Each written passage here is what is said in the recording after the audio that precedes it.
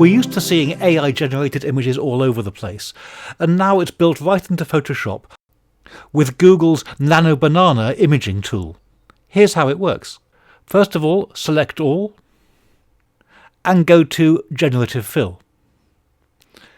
The default method is Adobe Firefly, but Gemini's Nano produces much stronger results. And we can type in anything we want.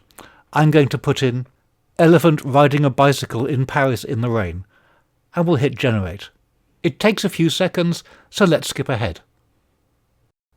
Here's the elephant riding his bicycle through Paris, and you know it's raining because the people watching are holding umbrellas. Okay, that's all very well, but we've seen this all over the place. Where Nano really excels is in changing the pose of people in existing photographs. In this image, we have a man sitting on his sofa working on his laptop. Once again, we'll select all, and this time I'm going to type, make the man lying down reading a book. And it's clearly the same man, the same face, the same clothes, even the same shoes.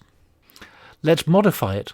Let's say, at night, and see what this produces. And here's the result. Once again, it's very clearly the same man wearing the same clothes in the same room.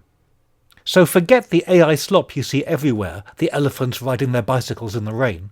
Finally, Adobe has given us as Photoshop artists the ability to manipulate our images in ways that would previously have been almost unthinkable with minimum effort. This isn't a gimmick, it's a serious Photoshop tool. If you've enjoyed this tutorial, please subscribe to this channel.